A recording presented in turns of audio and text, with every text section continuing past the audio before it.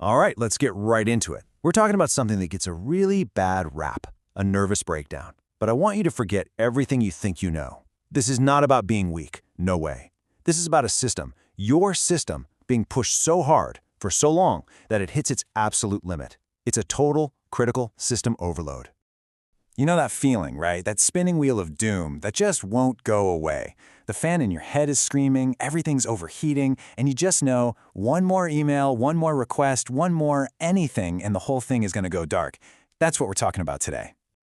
So how do you even get to that point of total failure? Well, it's almost never just one thing. Think of it like 100 different error messages all popping up at once, a constant stream of warnings that you just keep clicking away. Eventually, they overwhelm everything. Let's break down what those errors usually are. First up, and this is a big one, sleep. Sleep is your system's nightly reboot. It's when you defrag your hard drive and clear the cache. But when you've got insomnia or nightmares or you're just waking up all the time, you're basically canceling that reboot. You never get to recover, and your battery just keeps draining and draining and draining. Now let's talk about your environment.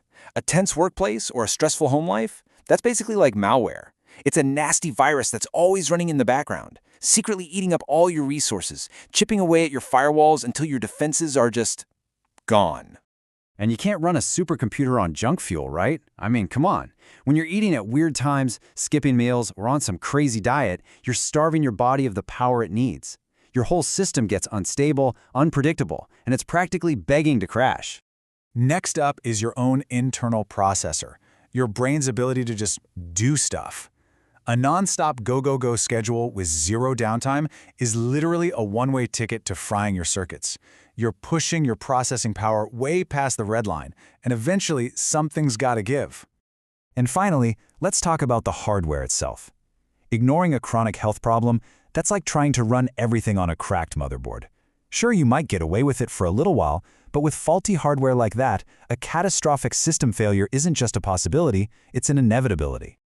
So you've got all these things happening at once. The battery's at 1%, the malware is running wild, the processor is overheating, the warning lights are flashing like crazy. This is the red alert, the final moment, the tipping point right before the entire system just shuts down. This is it, that feeling, when you feel overwhelmed. That is the final warning message before you hit the blue screen of death. It's your body's air raid siren screaming that a total shutdown is coming. And the only question that matters in that moment is, what do you do right now? Okay, take a breath. We are now shifting from total crisis to taking back control. When you hit that red alert, you do not have to let the system crash. There is an emergency protocol, a toolkit you can use immediately to pull yourself back from the brink. And here it is, a brilliant 3-step reboot sequence. Step 1, shock the system. Splash cold water on your face. It's a hard reset that interrupts the panic loop.